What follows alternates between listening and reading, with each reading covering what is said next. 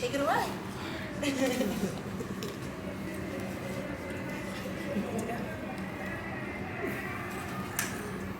So that first question. Oh yeah. Oh, we're gonna. Oh yeah. So we can go right into questions then. Whoever wants to go in, yeah. All right, Governor, well, welcome to Texas. Kind of take us through you being in Texas. Kind of, what are your thoughts with everything so far here in Houston? I mean, this is great. I mean, AfroTech is a really big deal. When you have a chance to bring some of the top leaders, entrepreneurs, business titans around, not just the region or the country, but the globe, and you're inviting them all together to say, how are we talking about sharing best practices? How are we talking about collaborating? How are we talking about creating ecosystems and creating real measurements of economic growth that sees everybody? It's a really big deal, and so I'm proud to be here, that Maryland is the only state that has their governor here. And that's showing how important it is, the AfroTech community is to our state, how important it is to our country, and I want them to know that not just is everyone here deeply appreciated, but I want them all to come to the state of Maryland too. Governor Wes Moore, President Obama was known as the social media president, and then moving forward, we've seen some other presidents call social media fake news. How do you see technology and policy coming together? You know, For good? I see our ability to be able to touch each other, to reach each other, to share ideas and concepts, to reconnect. I mean, there's a power that social media does bring to this dynamic. I think we do need to make sure that we are careful with it, because there are people who are using it to manipulate. There are people who are using it to spread misinformation. There are people who are using it to spread hate. And so I do think we always have to have a sense of reality about that as well. But also, I think we cannot forget to embrace the things that make social media so important. It is the chance to open up education and open up a sense of connection that for many people, had it not been for social media, that wouldn't be there. So I know it's something that we embrace. I know it's something that we've used it to not just share messages about what's going on in our state, but making sure that people outside of the state know all the great things that are happening in the state of Maryland. And it's something we'll continue to use to make sure we're helping to share our story. So I'd like to parlay her question. You mentioned education. So how do you feel that, what does education play in regards to teaching to be in this space? Beginning, and I want to say with preschool. Talk to us. I would say technology and the proper usage of technology has been one of the greatest mechanisms we have to level a playing field, to make sure that no matter where you call home, no matter what your family background is, no matter what resources that you come into, our ability to use technology to be able to help provide opportunity is huge. I mean, one of the big things we've pushed on has been things like broadband expansion. And we've been able to work very closely with the Biden-Harris administration to make sure that, as I've said, by the end of our first term, I want everyone in our state wired, whether they call Western Maryland or the Eastern Shore or Baltimore City or everywhere in between. No matter where they call home, making sure that type of opportunity is there and available, because if we're going to have a technological revolution, that needs to be is a revolution that benefits everybody and not just the people who have access. That when we're talking about proper usage of education, it's about how are you helping people to expand their worlds, to know what else is out there.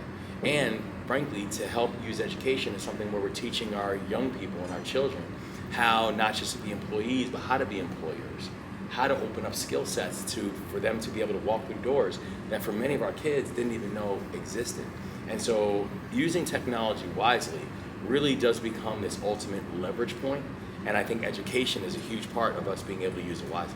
So, talk about all, please. Of course. So, what policies do you think need to be in play to ensure what you're saying? I think it goes from everything from how we're talking about teacher recruitment and teacher training, making sure that our educators are actually trained up on this. Because the big thing that we have with a lot of our educators is there are some where they are just digital natives. There's some that this is a whole new world to how they've been teaching or how they were trained. So there needs to be some kind of standardization about how we're using these tools and using these assets, particularly because the kids, they're now coming up. There are kids who are coming up who literally have had technological devices in their hands from their first days. So we need to make sure we have educators that understand that, appreciate that, and know how to teach on that. We've got to make sure that we do have proper guardrails on them though as well, where not everything or every piece of information that people are going to get online is either accurate or useful. So how are we distinguishing between the two? How are we making sure that the education that our students are getting is something that is helping them to understand their history, appreciate their history, appreciate their future, and go grab it, and not something that is distorting their view of themselves, their history, or the people who are around them. And I do think another big thing we've got to focus on is how are we democratizing usage. And that includes things like broadband access. That includes things like making sure that we can have tablets and proper distribution inside of classrooms, that, you know, just because you might come from a community or a neighborhood that might be under-resourced, how are we introducing the proper resources to help them get the type of economic mobility that we're all hoping for? You used to be an entrepreneur, if I'm not did. mistaken. Yeah. If you have to pick one, only one, would you be a full-time entrepreneur or a passive investor? Oh, Lord have mercy. And why? Full-time entrepreneur or a passive investor? Oh, that's a really interesting question. I would say I'd rather be the full-time entrepreneur. Okay. I've had the chance to sit in both seats, you know, because I worked in finance, and I did debt capital markets before in Deutsche Bank. Then I went to the buy side over at Citi, and so I've had a chance to see what it's like to be an LP, in some cases GP, but still a passive investor, and I've had a chance to be the person who's kind of sitting in the seats, and I guess I'm the kind of person that doesn't mind jumping without the parachute. And I think that's what entrepreneurs sometimes are forced to do, right? Like, you are the one who has to make the decisions. You are the ones where if things go great, people are going to give you the praise. If things do not go well, they're going to give you the blame. And you might not be responsible for either one. But you're just coming because you're the person in the seat. And even when I was serving as a passive investor and working on the investment banking side, the thread that I continue to see was the people who we were investing in were people who I also just deeply admired. And so I'd say if I had to choose one, I'd probably say I want to be the person who has the ball in their hands in the fourth quarter. Yeah. Part two then.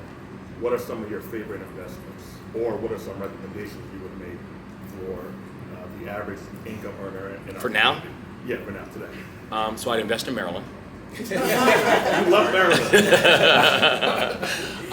And listen, I think that there are a few things that I think are just going to have just explosive growth opportunities. I think what we're seeing right now in data science and AI and also quantum, I just think that these are industries that are just exploding. Yeah. And I think there's just a tremendous amount. Even when you're watching kind of the growth rates that we've seen, I still think even with the kind of growth rates we've seen, there's still alpha that's left on the table in those areas. And so I think it's really important that people learn more about those kind of industries.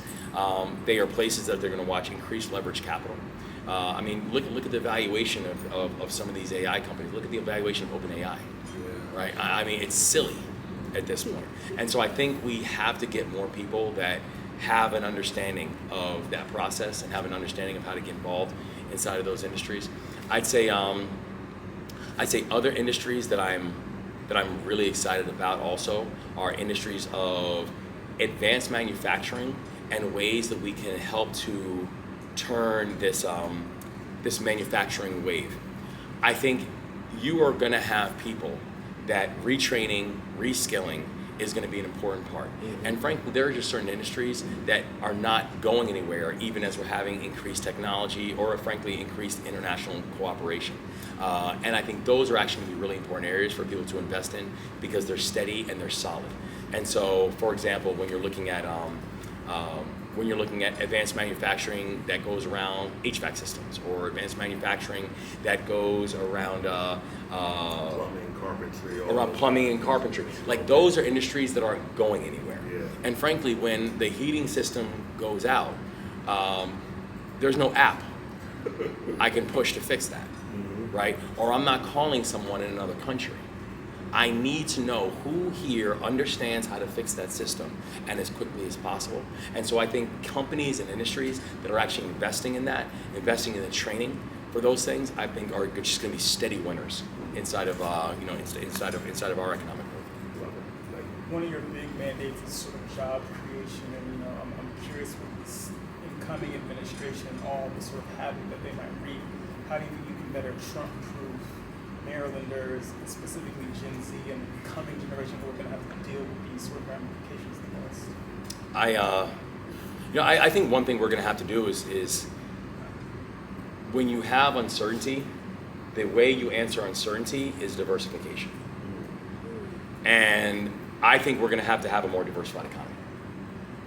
I think about, we have now over 160,000 federal employees that are Marylanders. And, when I'm hearing things and ideas like eliminating a Department of Education, when I'm hearing things like being able to eliminate Schedule Fs and mid-level government federal employees, the thing that I know is a lot of times you're talking about employees who have worked for Democrats and Republicans. These are not political people. These are public servants. And if you're talking about eliminating them because you want to have more slots for political appointees, not only do I think it's going to hurt efficacy of these industries, because actually I want people who aren't there for political reasons. I want people who know how to work with every administration, and they're just focused on helping the American people. But the thing I also know is when you're talking about things like the elimination of Schedule F, the elimination of mid-level government employees, who you're also talking about, a lot of whom, they're Marylanders. They're people who live in my state. And so I think that the way that we have to answer uncertainty is diversification. We've got to make sure that we are investing in and involved in other industries, that it's not so much, how are we proofing ourselves against an administration or a certain person.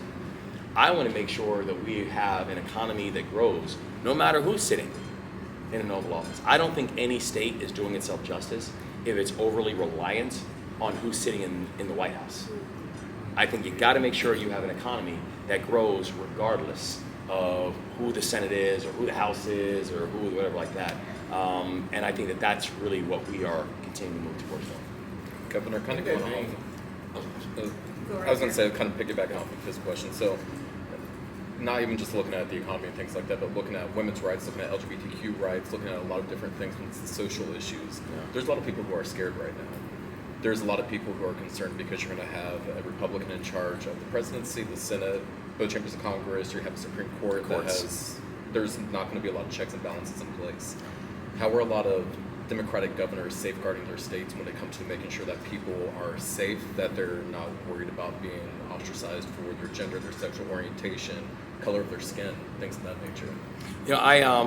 One thing I've said, within our state is, for everyone who comes to the state of Maryland, I believe humanity is humanity. I don't put lines of distinction on it, and I think that part of that means that you can't just, as Dr. King says, laws don't change the heart, but laws do protect me from the heartless. And so that's why we've done things in our laws and be able to make alterations in our books. So, for example, in this last election, we voted to put reproductive health and reproductive rights in our state's constitution. So when I said Maryland is going to be a safe haven for abortion rights and reproductive health, not only did I mean that, it's now in our state's constitution. That we've actually passed laws to be able to strengthen supports for the LGBTQ, IA plus community, to know that when they're coming to the state of Maryland, they're coming to a place where hate will find no oxygen in the state of Maryland. And so I do think it's important that that all of us as leaders, that we speak with a very clear voice and frankly an unapologetic voice. And I think we need to have laws that are in place that can make sure that if there's any other overreach or overstretch of this, that we have what it entails to make sure that our states can be safe havens for basic humanity and for people to feel safe in their own communities, in their own homes, and in their own skin. What would you want to say to people? So, Harris County, where Houston is obviously more of a blue county and a very ruby red state, a lot of things. What would you want to say to the people who are living here in Texas who maybe I mean, there's still a constitutional ban, although it's not enforceable against same-sex marriage. Some of the strictest abortion laws in the country here in the state of Texas. Would you want to say to those people who are here in Texas, maybe not in Maryland, or maybe not in Illinois or California or something like that, to them, what would you want to say to them? Well, one, I would say come to Maryland. Because you come to the state of Maryland, you never have to worry about that. If you come to the state of Maryland, you can love who you want to love. And know in the state of Maryland, you are going to find acceptance. That if you come to the state of Maryland, if you if you're seeking health care and you're seeking reproductive health care, that decision, you will have the option of making that decision between you and your doctor, and no one else is going to interfere with that decision or that very difficult conversation. That if you're coming to the state of Maryland, that books that are celebrating our collective diversity, books that are celebrating our history, that we've actually passed legislation to saying you cannot ban books in our state.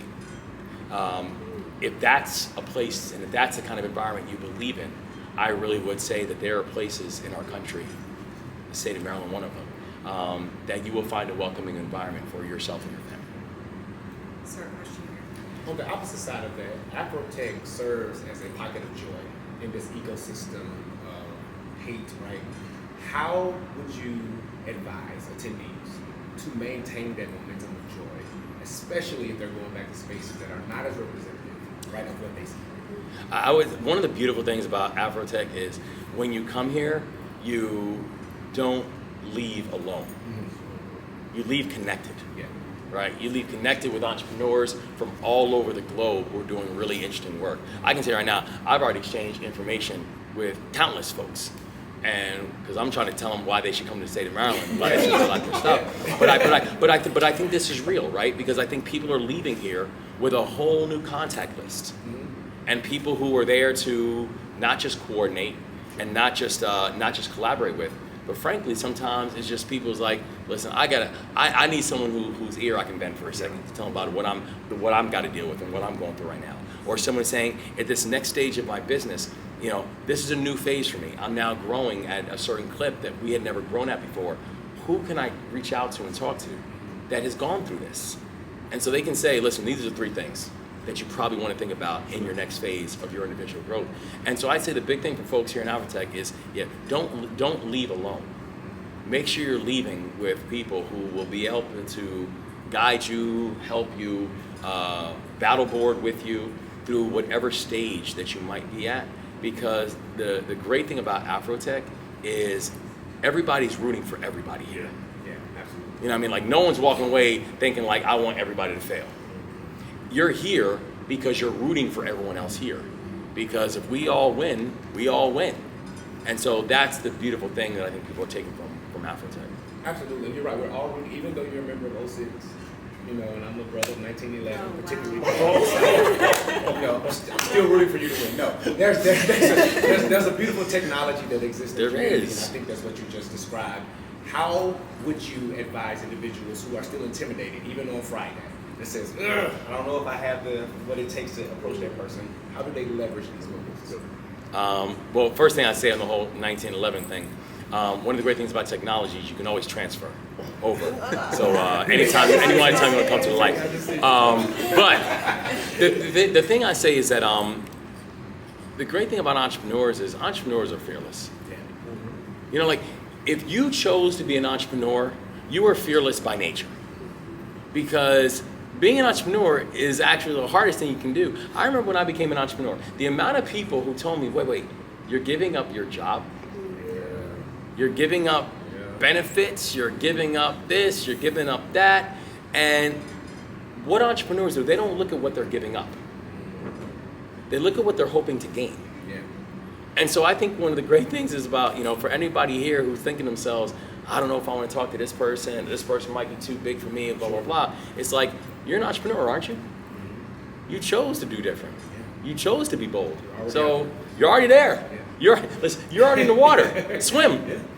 You know what I mean? And so I think that's one of the great things about entrepreneurs is they're bold by nature. And so there is nobody here who has not experienced what you were experiencing or is not about to experience what you were experiencing, or could not learn from something you can give as well. And so I would say, just don't ever stop being you, because who you are is what has gotten you this far already. Don't stop doing that, because that's actually the most dangerous thing for an entrepreneur to do, is to start being normal. We have time for one more. Governor Moore, I'd like to pivot to rhetoric, particularly divisive rhetoric. On stage, you talked about being called the DEI governor as an insult, right? Yep. And I loved your quote, "I don't have time for the foolishness. I'm not even going to entertain it." What advice would you give as we approach, a period where we have someone in office who is known for kind of creating that sort of divisive rhetoric, and it's very triggering, and we have a tendency to be very reactive. How can we respond to that sort of energy in a way that is productive? I would say we don't have to respond to all energy. I live by this quote of, don't let people that don't matter too much matter too much. And I remember people thinking, when they said, how are you going to respond to every comment or every tweet or every this and that? And my answer is simple: I'm too busy to do that. I'm never going to allow someone to pull down my energy.